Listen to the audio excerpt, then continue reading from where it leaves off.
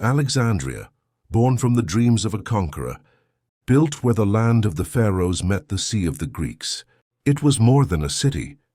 It was an idea, the belief that knowledge could unite worlds.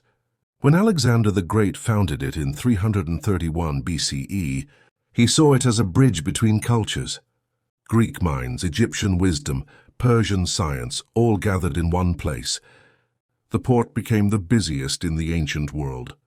Ships arrived daily, carrying spices, scrolls, and stories, and at its heart there was a promise to understand everything. Part 2. A City of Light. Under the rule of the Ptolemies, Alexandria grew into the intellectual center of the known world. Its streets were filled with philosophers, mathematicians, astronomers, poets, and engineers. People who sought not power but understanding. The air smelled of salt and parchment. Marble colonnades lined the avenues, where scholars debated in half a dozen languages. For the first time in history, human curiosity had a home, a city dedicated to thought, and in the middle of it stood a building that would become legend, the library. Part 3. The Great Library of Alexandria. The library wasn't just a building filled with scrolls. It was a universe of human knowledge.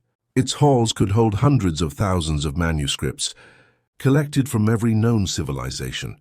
Ships that entered the harbor were searched, not for weapons but for books. Any text found was copied by scribes and stored within the library's walls. Mathematics from Greece, astronomy from Babylon, medicine from Egypt, philosophy from India, every scroll a piece of humanity itself. To walk through the library was to walk through time. Every shelf a century, every scroll a heartbeat. Part 4. The Mind of the Ancient World. Here Euclid wrote his Elements, defining geometry for the next 2 millennia. Eratosthenes calculated the circumference of the Earth and came astonishingly close. Herophilus studied the human body and realized that the brain, not the heart, was the center of thought. It was in these halls that the stars were mapped, the human soul debated, and the foundations of science quietly laid. But what made the library truly revolutionary was not what it stored, but what it represented. It was the belief that knowledge belonged to everyone, not to kings, not to priests, to humanity. Part 5. The Guardians of Knowledge. The library was part of a larger complex, the Mausion, the Temple of the Muses. It was both a university and a sanctuary. Here scholars lived, studied, and taught. They were fed by the royal treasury, freed from the burdens of daily life. Their only duty was to learn, to write, to think. They debated philosophy under the shade of marble pillars. They dissected the heavens, wrote the first encyclopedias, and catalogued every known species of plant. They weren't just preserving the past, they were building the future. Part 6. The Age of Discovery. At night the library glowed. Oil lamps lit the marble halls, and the sound of quiet footsteps echoed through the colonnades. It was said that at any hour of the night you could find a philosopher walking and thinking. The library had become more than a building. It was the mind of the ancient world, awake even while the city slept. And yet beneath the brilliance there was a quiet tension.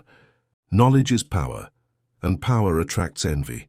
Outside the walls of Alexandria, empires rose and fell. And in time, even this sanctuary would feel the tremor of politics and war. Part 7. The Winds of Change. Time, like sand, never stops moving.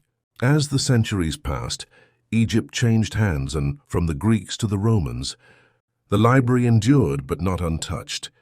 Scrolls grew old. Scholars left. Funding shifted from curiosity to control. The new rulers saw the library differently. What had once been a symbol of freedom became a tool, a thing to be owned or feared. Some scrolls were locked away, others quietly lost, but the flame of knowledge still burned, even as the shadows grew longer. Part 8. The City of 1,000 Fires. Alexandria had become a crossroads of the ancient world, and a prize. Every empire wanted it. Every general dreamed of claiming it. It was during one of these wars that fate turned. In 48 BCE, Julius Caesar pursued his enemies into the city. The harbor filled with ships and the city burned. The fire spread through the docks, then the warehouses, and finally, into the district of the library. Scrolls, some older than empires, turned to ash. No one knew how many were lost. Maybe a few thousand, maybe hundreds of thousands. The library survived in part, but it would never be whole again. Part 9, The Second Flame. Centuries later, the library's remains still stood, fragile. Diminished but alive, new scholars came. They copied what survived, rebuilt what they could. But history has a cruel rhythm. When Rome fell into chaos, Alexandria was caught in its collapse. Religions clashed. Philosophy became heresy, and again the city burned. Not from accident, but from fear. Fear of ideas. Fear that knowledge might question faith or power or truth. What was once a sanctuary of learning became a battlefield of belief.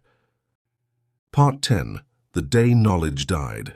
By the 4th century AD, the library was gone. The scrolls had turned to dust. The halls were silent. Some say it was destroyed by conquerors, others by zealots. But perhaps the truth is simpler. It died not from fire, but from neglect, from forgetting the value of wisdom itself. Knowledge doesn't need flames to disappear.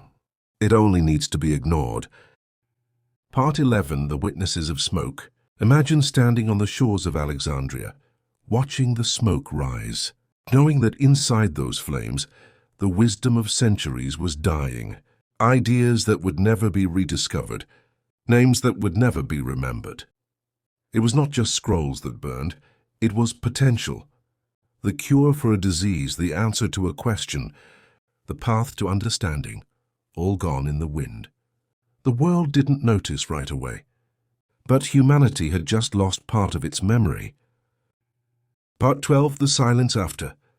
When the smoke cleared, Alexandria was never the same. The marble cracked, the scholars scattered. For centuries, travelers wrote of a ghost city, a place that once knew everything and now remembered nothing. But even in ruins, the library left something behind. A whisper, the idea that knowledge is worth saving, that wisdom must be protected, even from ourselves. Part 13, The Keepers of Memory.